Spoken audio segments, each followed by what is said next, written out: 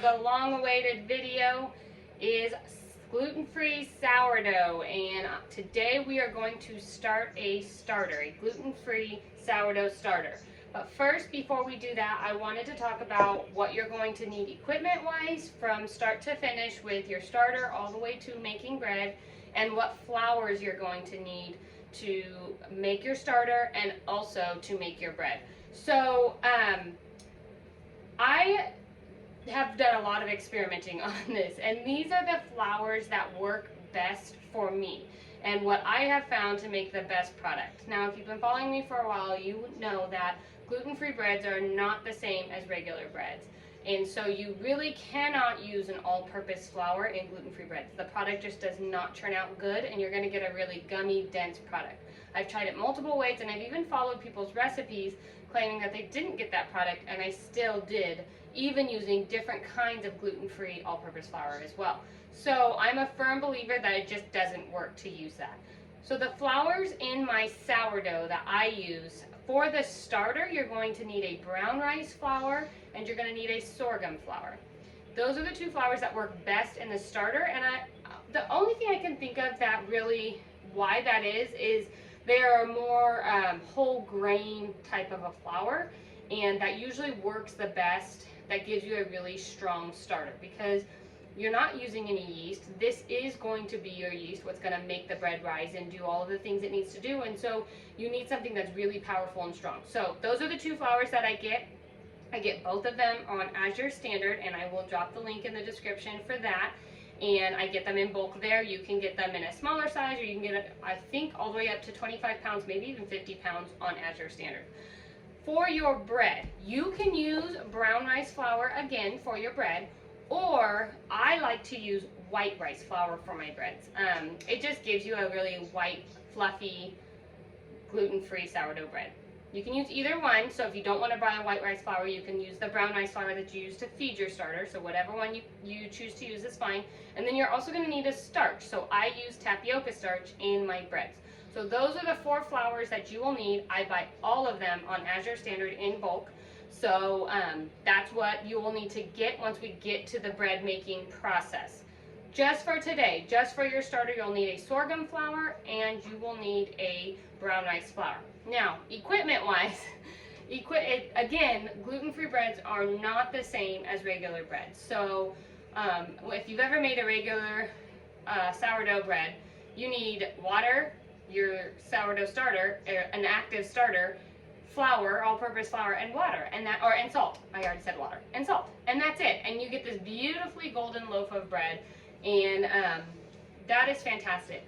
But not with gluten-free, unfortunately. I tried to do it the same, and it just never turns out a good product. You're going to need multiple ingredients, and we'll get to that once we get to the bread making part. But you also are going to need some equipment, and one of the equipment is a scale. This is a must-have. There's no way around it. You've got to measure your water, your sourdough starter, and your flours. It's gonna change. It really is a science behind making it, and so you have to have a scale. I will link this one in the description. I got it on Amazon. You can just use whatever scale you want. You can pick one up at Walmart, Target, whatever, but I will link the one I have. It's just a basic scale. I think I bought it for like 12 bucks. You're going to want a little dough scraper for when we get to the bread making process, because you are going to turn it out onto the counter on a floured surface, but it's going to be very, very, very sticky. It's not going to be like a dough ball like you would get with a regular sourdough bread, so you will want this to really scrape it off of your counter and get it to your next step. And then finally, my workhorse of my kitchen is my mixer here, my stand mixer. You can use a hand mixer, and I think it'll do the same. I've never tried it with it because I use this all the time. It's running pretty much every single day in my kitchen doing something for me. But if you have a stand mixer, you're gonna want to use that. That's gonna really get you your good fluffy bread. So mixing it by hand really is not an option. So if you don't have a stand mixer, try using a hand mixer. You may have to use it a little bit longer than this, but you really, really want to use a really good piece of equipment like a hand mixer or a stand mixer, preferably a stand mixer, to get that dough really incorporated and nice and fluffy. So those are the equipment that you need. And now we are going to go ahead and make a starter. So I have a very clean quart-sized jar right here on my scale. You're going to also want a lid and ring. So you want your seal to your jar to be airtight. So you're going to want to get one of those out. Now I'm going to take, I buy mine in bulk, so it's here on my big buckets that I keep. I'm going to take 65 grams of my sorghum flour and I'm going to put it in my jar. And this is where the measurements work. You just really can't do like cups or half a cup because it's going to be different every single day. So you just want to get 65 grams of sorghum flour in your jar.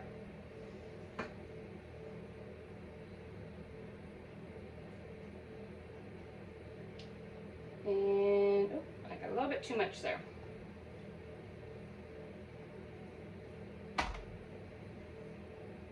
Okay, and then I'm going to clear it, and I'm going to do 65 grams of brown rice flour. Stick this up here.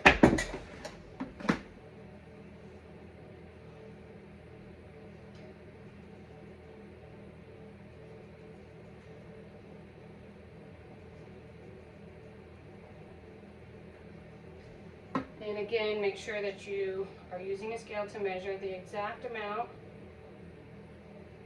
Okay, I've got 65 grams of brown rice flour. Now I'm going to go ahead and clear that again.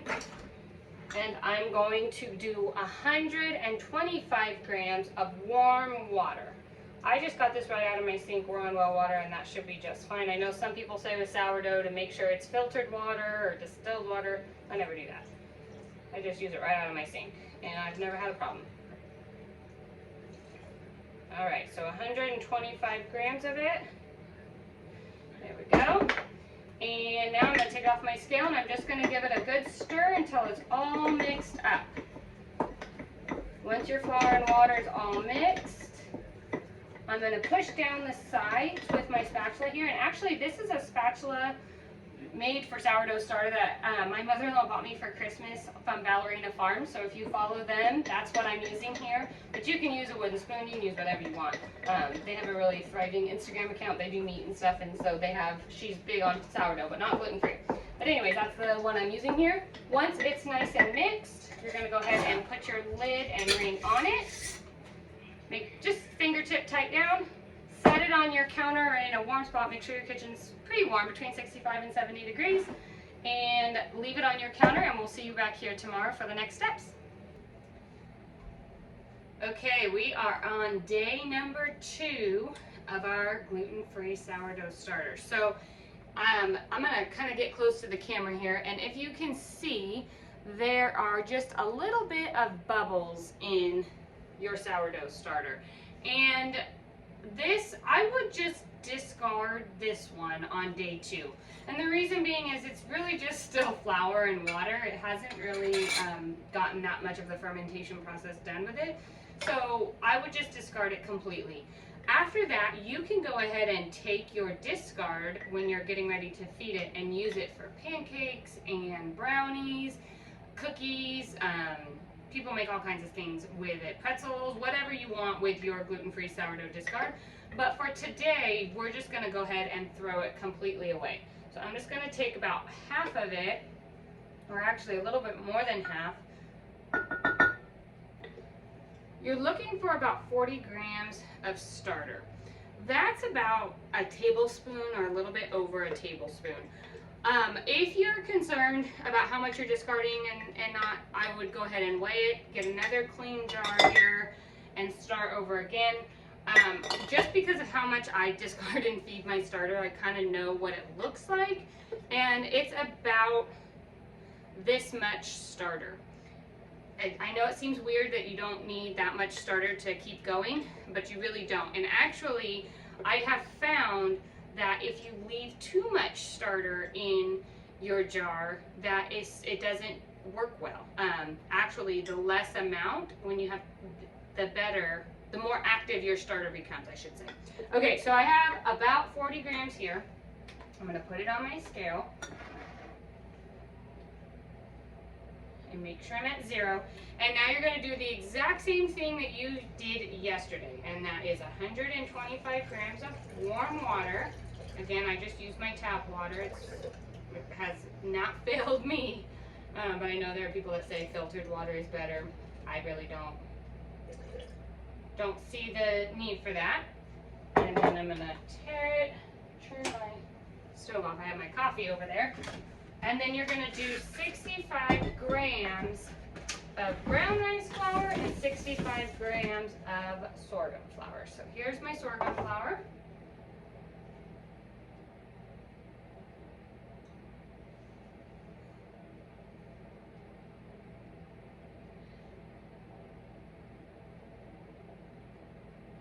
And just a little bit more.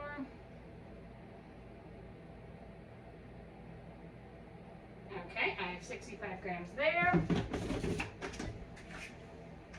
And I'm going to do 65 grams of brown rice.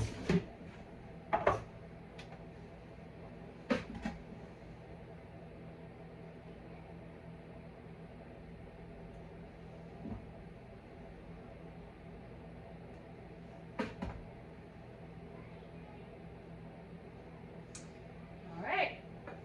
Now you're going to go ahead and give it a stir with your little spatula or wooden spoon or whatever you have handy. Make sure all of your water and your flour is mixed. I scrape down the sides.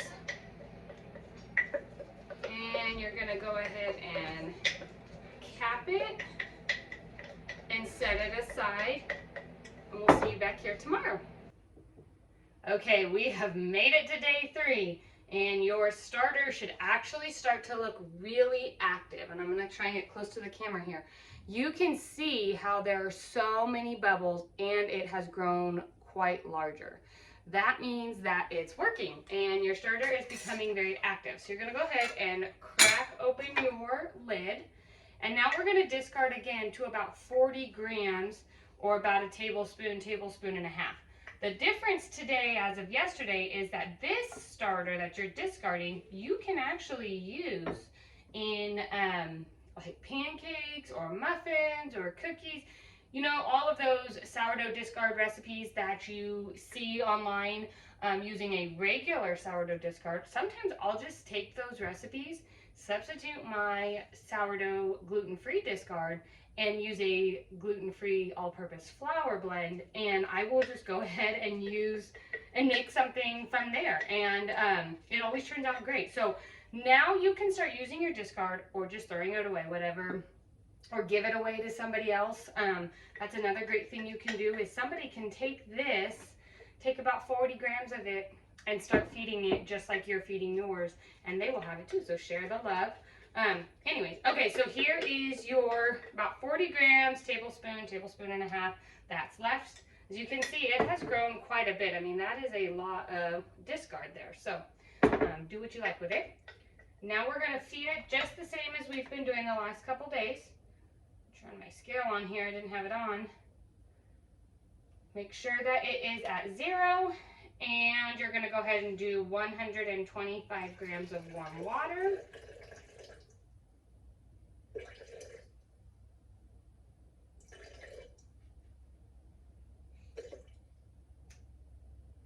Almost there.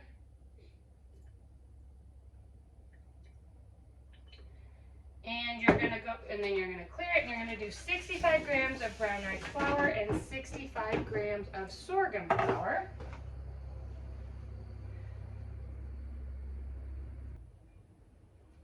Just need a little bit more on that one. All right.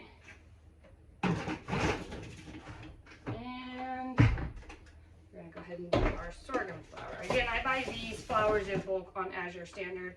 I'll make sure that there is a link in the description to Azure Standard. If you're unsure of what Azure Standard is, jump back a couple videos. I share my monthly orders, but it is a grocery co-op that I do online, and I pick up straight from the truck. So it's a really great way to get good, healthy ingredients and get them in bulk. All right. 65. Okay, now I'm going to go ahead and stir all of this up.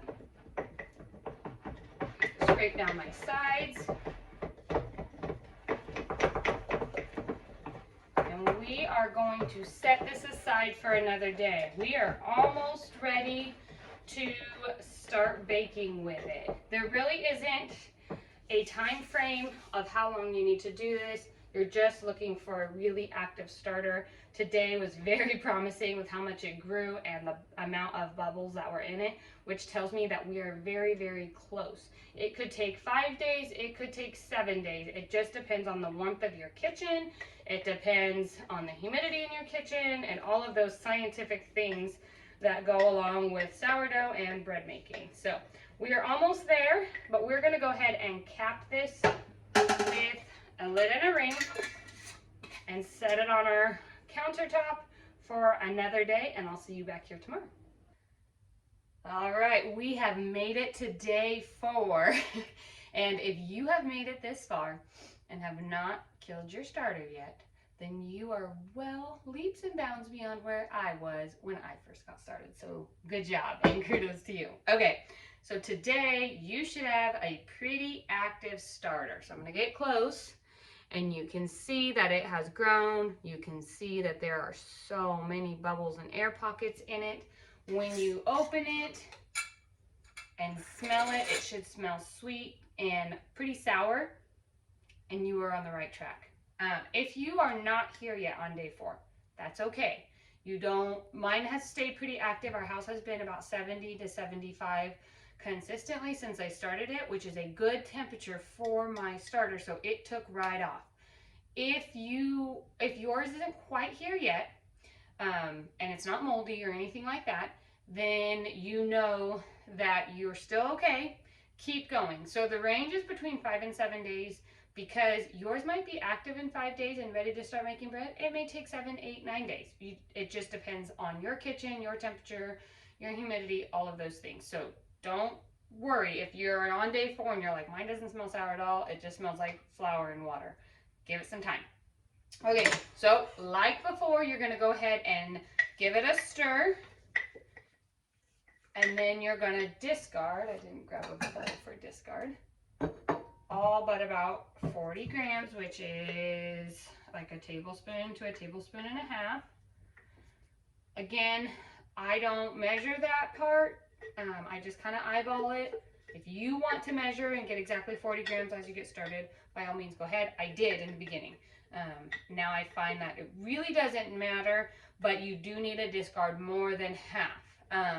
A lot of recipes say discard half your starter.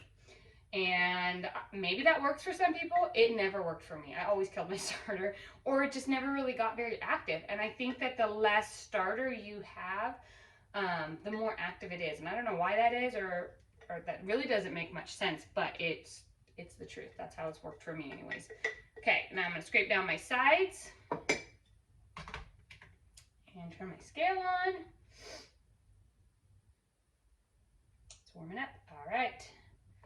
Make sure that it's at 0, and I'm going to do 125 grams of water.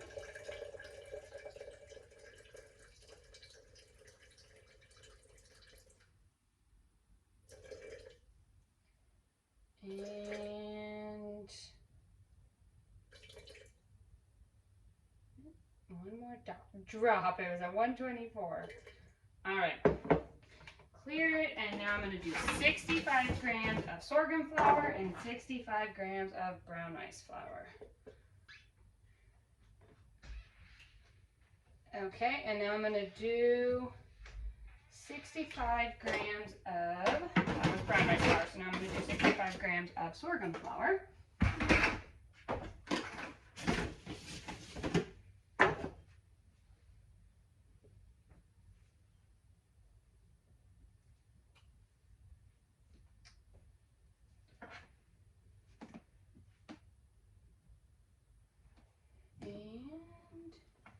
Almost there. Oops, I got a little bit too much of sorghum flour, so I'm going to take a little bit of that out.